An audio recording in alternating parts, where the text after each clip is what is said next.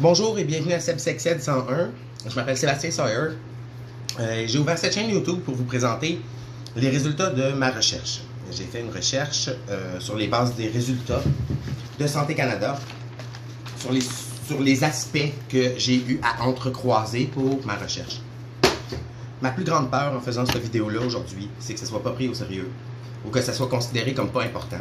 Parce que ça va peut-être même aider certaines personnes à faire leur deuil, moi en particulier, d'une action ou d'un phénomène que j'ai étudié qui a des ravages épouvantables en ce moment. C'est une recherche que j'ai faite avec une intensité différente au cours des 12 dernières années. Souvent, au détriment de ma personne. Parce que j'avais besoin de réponses qui se trouvaient à des endroits cachés. Donc des endroits où on ne dit pas la vérité, sauf si c'est derrière des portes closes. J'ai été infecté par divers pathogènes. J'ai vraiment sacrifié une partie de ma santé, réellement physique. Mais je l'ai fait parce que c'était trop important. Je l'avais laissé tomber à un moment dans ma vie parce que je n'en pouvais plus et parce que ce n'était plus éthiquement correct, en fait, pour moi de le faire. Je l'ai réouverte aux encouragements d'une personne qui m'a convaincu que mes valeurs valaient plus que ça.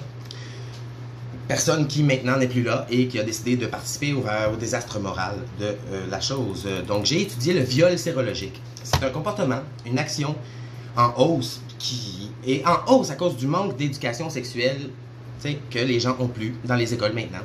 Chez les hommes et chez les femmes, c'est beaucoup plus présent chez l'homme que chez la femme. Puis dans cette séparation-là, c'est beaucoup plus présent chez les homosexuels que chez les hétérosexuels. Avant de me rendre compte du phénomène, je ne l'avais pas vécu. Donc en 2008, quand je suis tombé séropositif, avant ça, je ne l'avais pas vécu. Mais même quand je suis tombé séropositif, je ne l'ai pas vécu parce que j'ai enlevé le condom moi-même. Mais j'ai dû assister en silence au viol sérologique de toute une génération parce que le condom, c'était pas le premier mode de transmission, c'était pas le premier mode de protection qui était utilisé pendant ce temps-là. Puis j'ai demandé au médecin et moi pourquoi, en fait, c'était pas le mode utilisé. Puis il me disait, c'est parce qu'on n'en meurt pas, en fait. Donc, vu qu'on meurt pas, du VIH, donc vu qu'on meurt pas de la gonorrhée ou vu qu'on meurt pas de la chlamydia, on préfère faire la promotion de drogue pour qu'on n'utilise plus le condom. Pas de souci, là. Hein? Fait que le comportement que je nomme viol sérologique, lui, il varie aussi selon l'âge. Mais il varie selon la démographie, puis l'éducation générale, puis les valeurs morales disponibles à l'époque. Par exemple, dans une nation de devoir ou dans une nation de droit, ça n'aura pas la même chose. Les gens ne sont pas éduqués de la même façon. Donc ici, nous, on va dire, j'ai le droit de ne pas mettre mon masque, j'ai le droit de ne pas mettre ma capote, puis là-bas, ils vont dire, ouais, mais tu as le devoir de protéger ton prochain. Donc ça, c'est quelque chose que moi, j'ai jamais été capable de pas faire, en fait. Donc je protège mon prochain. Cette étude-là, c'est un peu ma façon à moi de le faire encore. Donc ici, au Canada, la loi est claire. C'est pas permis. Mais la loi, quand on l'a changée en 2012, quand j'ai finalement gagné, elle a empiré les choses. Donc on comprend que le comportement, on ne peut pas le changer par une loi parce que ça ne fonctionne pas. Déjà pour commencer, puis parce qu'un comportement comme celui-là, ça inclut tellement d'aspects que je vais présenter dans la recherche que ça n'aurait pas pu être changé par une loi, ça demande trop de choses. Donc je prouve aussi par cette recherche que le comportement de viol sérologique avait descendu dans la conscience des gens de 1991 à 1997, quand le condom était le plus utilisé et le mode normal de fonctionner en société, et que c'est aussi sa disparition en 1996 avec l'arrivée des inhibiteurs de protéase que la montée en flèche des ITS, en fait, la consommation de drogue chez les hommes, notamment le cristal meth qui lui cause l'addiction sexuelle, vous voyez, c'est comme un cercle vicieux, hein? Depuis que, c'est ça, donc ça a tout augmenté depuis. Donc, ça l'explique aussi la montée du suicide chez l'homme homosexuel. Puis vous savez pourquoi? Parce que l'homme homosexuel, maintenant, il est forcé par sa communauté d'abandonner le droit sur son propre corps pour eux. Parce que sinon, il est ostracisé par n'importe... Sinon, il va être mis de côté. S'il veut se protéger avec une protection physique, il va être mis de côté. Ça, c'est clair. Donc, à un moment donné, à force d'être dans ton trou, tu finis par comme on dit, les valeurs aussi morales sont, les valeurs spirituelles sont défectueuses aussi. Donc, quand on se retrouve ostracisé, mis de côté et tout seul, et pas de valeur morale à l'arrière, ben ça devient difficile aussi. Là. Bon. Fait l'augmentation des ITS est probablement aussi grandement influencée par ça, parce que là, tu n'as plus le droit de mettre un condom. Donc, ça, c'est clair que ça fait augmenter les autres choses. Mais, surtout, la répartition est en train de changer. Parce que ce n'est plus seulement les hommes qui les attrapent, c'est les femmes. Et ça, c'est parce que justement la répartition est en train de changer. Les hommes sont de plus en plus bisexuels. Donc, il y a de plus en plus de transmission entre hommes et femmes parce que les hommes viennent prendre des risques dans notre communauté où tu dois pas mettre de condom. Et retourne voir sa femme et prend des risques. Donc ça monte pas aussi vite parce que les hétéros se protègent encore pour plein d'autres raisons sociales et plein d'autres raisons aussi biologiques. Donc le comportement il est aussi responsable de la création du monde parallèle qu'on appelle le PNP. Il fonctionne aussi du côté hétérosexuel, quoi qu'il est peu présent maintenant, mais très présent chez les homosexuels. Et ce mode de vie-là, c'est d'avoir du sexe avec le plus de personnes possible sous l'effet de la drogue.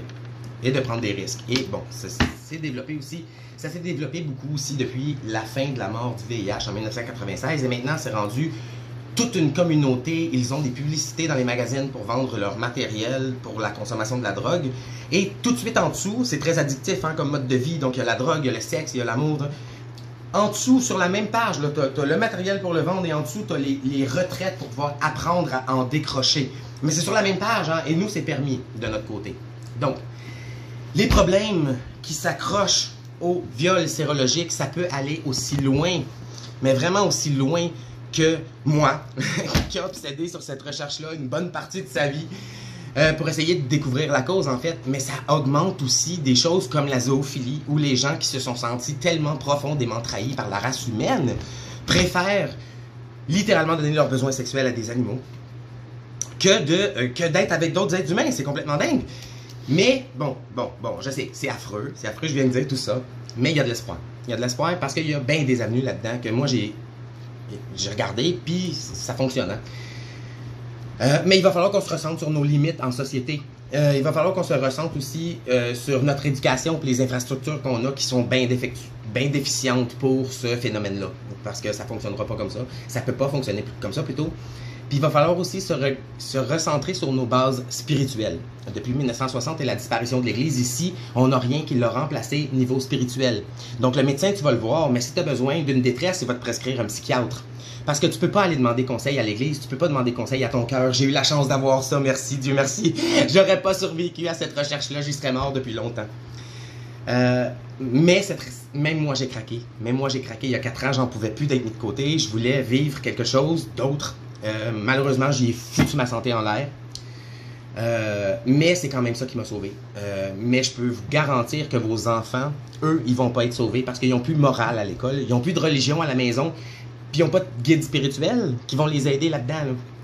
Fait que Seb Sexed, c'est pour vous présenter les points de ma recherche. Tous les aspects qu'il va y avoir, mais réduites. Parce que je sais que le commun des mortels, il lira jamais ça.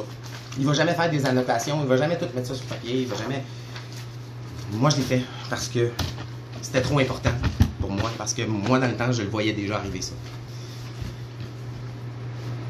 Fait que pour la population, moi, en fait, je vous laisse une semaine avec ces vidéos-là. Je vais en faire 7. Je vais en faire 7. Je vais faire 7 vidéos choc qui vont essayer de vous réveiller sur les maladies qu'on est en train de vivre en ce moment, puis les aspects de notre monde qui sont vraiment défectueux par rapport au comportement du viol sérologique.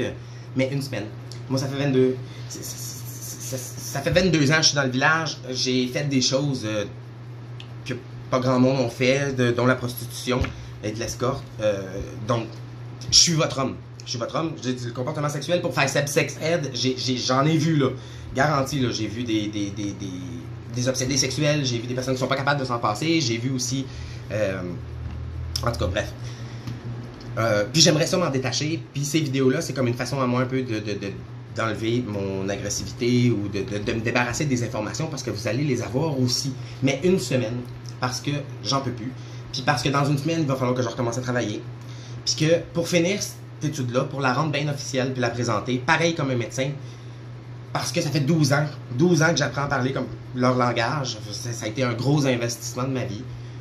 Mais j'aurais besoin de 2-3 mois de travail. Fait que j'ai créé un GoFundMe aussi en parallèle pour m'aider à faire tout ça et à continuer. Il y a certaines personnes qui vont apprécier mes informations pour faire leur deuil. Vous pouvez me remercier. Vous pouvez me remercier pour les SEPSEXED si vous voulez. Mais j'ai besoin de 2-3 mois de travail à temps plein pour pouvoir tout foutre ça sur papier. Il y a trop de choses. C'est trop gros, c'est trop énorme. Juste les études que j'ai prises pour comme faire le squelette du phénomène, en fait, c'est 352 pages et il y a les sources qu'eux ont utilisées aussi que je dois vérifier, donc c'est quand même beaucoup de travail. Je peux plus travailler 16 heures là-dessus bénévolement dans ma vie, j'y ai trop donné. Fait que moi je vous demande de vous... C'est ma façon à moi de vous aider, de vous aider, puis ça c'est votre façon à moi de m'aider à vous aider. Donc, j'aimerais demander aussi aux personnes qui connaissent cette recherche déjà là, de mes amis ou peu importe, de faire un don symbolique pour qu'on voit que c'est quand même une recherche qui a des souteneurs, parce qu'il y en a. Pour le gouvernement, j'ai ça comme message. Il y a de vos citoyens qui ont investi des années de leur vie à essayer d'apprendre à parler, comme les médecins, pour arrêter de se faire mentir. Puis j'ai l'intention de vous présenter une recherche qui va être exactement faite comme la leur, avec leurs références et ce que eux-mêmes vous ont dit, pour vous montrer à quel point ils vous ont floué, puis à quel point ils vous ont vidé les poches comme des porcs. Puis pour les médecins, j'aimerais ça leur dire stop. Asti, trouvez-vous une âme humaine quelque part. Parce que je sais pas qu'est-ce qu'ils vous enseignent à l'école de médecine, hein. Mais il va falloir commencer à arrêter. Parce que moi, Régent Thomas, j'aimerais que tu prennes ta retraite, puis que tu fermes ta gueule, puis que les gens arrêtent de te demander des questions, puis qu'ils viennent me voir moi maintenant. OK? Parce que tu dis n'importe quoi. Dans l'article du Devoir, tu dis que les coûts de la PrEP ont descendu, mais t'as-tu oublié de rajouter les coûts que l'augmentation des IST a eu depuis, oui, je pense que j'ai trouvé le dernier chiffre qui a été publié, je l'ai trouvé en 2004, puis c'était 1 milliard, puis c'est en constante augmentation. Donc, hein, si tu fais 1 milliard, ça n'a pas descendu, là, hein? Puis, c'est ça, ma médecin à moi, quand je lui ai présenté cette recherche-là, elle a ri. Ma médecin européenne, par contre, elle a pas ri. Et elle m'avait laissé un message que je voulais vous lire. Malheureusement, excusez-moi, j'ai eu un petit problème technique ici. Donc, le message de ma médecin européenne, par contre, était tout très différent. Donc, c'était « Merci pour vos nouvelles et votre courrier teinté de bon sens. Un brin de philosophie dans cette période, plus que difficile pour chacun d'entre nous, est nécessaire. Je suis assez d'accord avec vous. La médecine telle qu'on la connaît aujourd'hui, malgré toutes les avancées qu'elle a permis d'obtenir, doit s'accompagner d'une prise en charge plus globale, tenant compte des aspects sociétaux, culturels, psychologiques et éthiques. C'est de cette manière que nous pourrons être le plus efficaces. » Donc, je vous laisse avec ça. Pensez-y et bienvenue à SEPSEXED, bienvenue à la vérité sur votre santé sexuelle.